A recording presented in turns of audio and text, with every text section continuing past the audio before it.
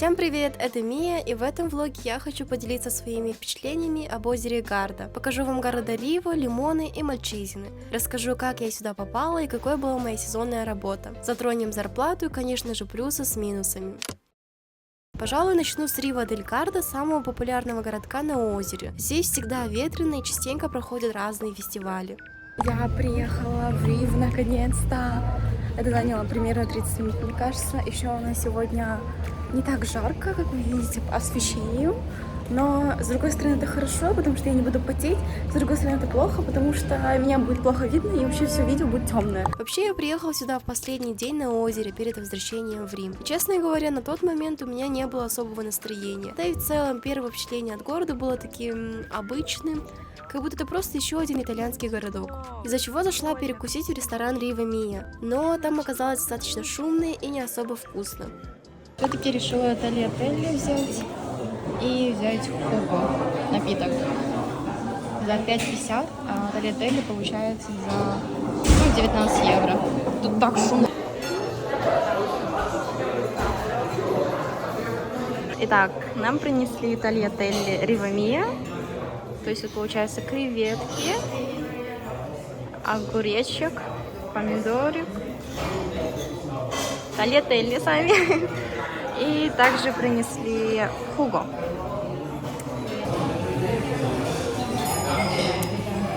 Офигеть, как вкусно! Окей, давайте пробовать.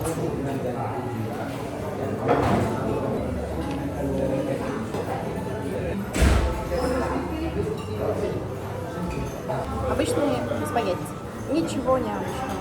Позже, когда я уже стояла у кассы, решила спросить у кассира, куда сходить в Риве. А он прям все объяснил, даже успел позвать меня на работу на следующий год. You can walk, and as well with the bicycle you can walk. It is in center.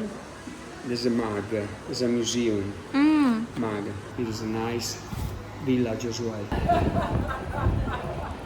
Смотрите, мне посоветовали пойти в музей Рука и Маг. Потом сказали, вот видите, 5 номер, централе, непонятное слово какое-то, вот так вот ходить, и вот здесь будет очень красивая панорама. И вообще здесь дорога очень красивая, сказали, и можно на байсикл покататься. Сказали, вот отсюда можно также вот сюда пойти. Это где-то 4 километра, что ли, офигеть.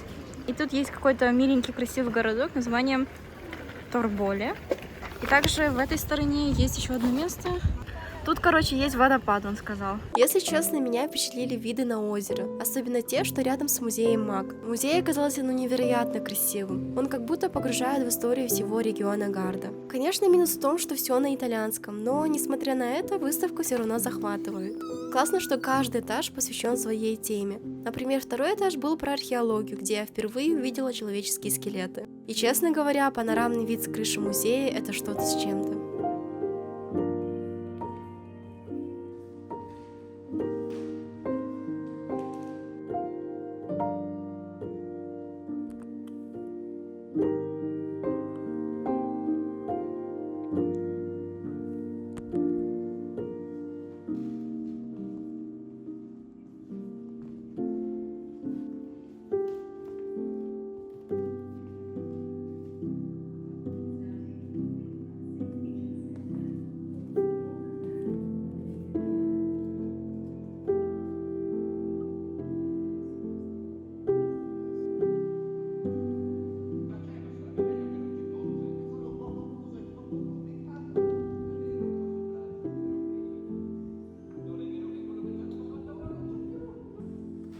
Страшно смотреть.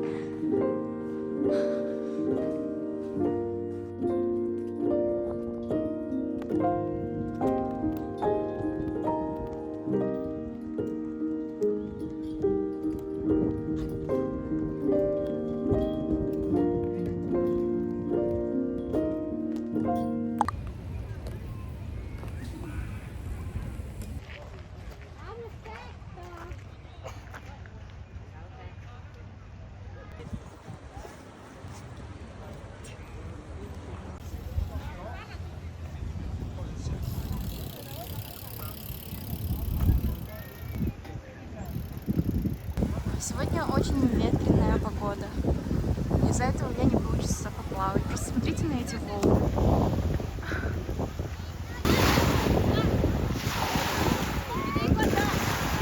А про Лимоны могу сказать одно. Это тот город, который хочется изучать, несмотря на его маленький размер. Ведь население Лимона всего 1000 человек. А вот и, кстати, мои любимые места. Если хотите мороженое, то идите в Рокси. Вкусный завтрак, бар туриста, обожаю их выпечку. Ну а для романтического ужина Хостерия и Бегарола. А если душа требует пасты, то это в Монте-Балдо. Ну и, конечно, пицца в ресторане, где я работала, Джан Мартин. И попробуйте мой любимый напиток Марго. Что купила? Чуть позже попробуем, но я хочу сначала показать вам вот эти их продукты. Все с лимоном. Абсолютно. И также их посуда так красиво. Я уже себе даже купила. И родителям. Есть, кстати, пирожные такие с лимончелло. Они такие вкусные. Я вам потом покажу, где можно их купить. Я говорила про вот эти розочки, то, что они с лимончелло. Тут написано, что классические будут стоить 3. Я попробую с кремом, потому что я пробовала классические только. Но они очень вкусные, такие прям пышные, воздушные. Прям.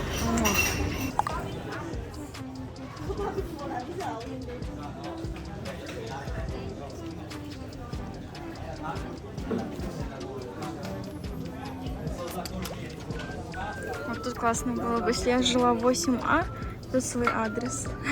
В свои выходные мы с девочками старались выбраться из Лимона. Ездили в Мальчезине, где поднялись на гору, подышать свежим воздухом и насладиться видами. Я там впервые увидела альпаку и дотронулась до облака. Конечно, не обошлось без вкусной еды. Мне особенно запомнились равиоли со страчителлой. Просто божественный вкус. За один день в Мальчезине я потратила около 100 евро, и большая часть ушла на покушать. Ну а в другой раз хотели искупаться в озере, но там был очень каменистый берег, и без специальной обуви было достаточно больно ходить. Поэтому закончили день в бассейне с видом на озеро. Теперь немного о том, как я здесь оказалась. Все благодаря сезонной работе, которая очень популярна среди студентов. Я работаю только на каникулах, потому что мне хватает стипендии и зарплаты. И если честно, это очень круто. Жилье и питание включены, а зарплаты варьируются от 1000 евро на юге до 1500-2000 евро на севере. Я работала в Лимоне, и этот городок покорил меня всей своей красотой. Да и став оказался хорошим. Но это как повезет, ведь на предыдущих работах был настоящий трэш. На меня набрасывался дедушка из-за того, что я порезала больше клубники, чем надо. Были домогательства, языковой барьер, ну и любимый нацизм, расизм. Но знаете, благодаря всему этому я реально стала сильнее, научилась адаптироваться и выносить уроки из любой ситуации. В заключение хочу сказать, что несмотря на все трудности, сезонная работа — это классный опыт. Ты постоянно выходишь из зоны комфорта и работаешь в невероятно красивых местах. Везде есть хорошие и плохие люди, кому как повезет. Кажется, 2 раза удача была не на моей стороне, но в конце концов я попала в отличное место, за что я очень благодарна. И прекрасная Гарда, которая реально стоит посещения. Вот и все, спасибо за просмотр и увидимся в новом видео.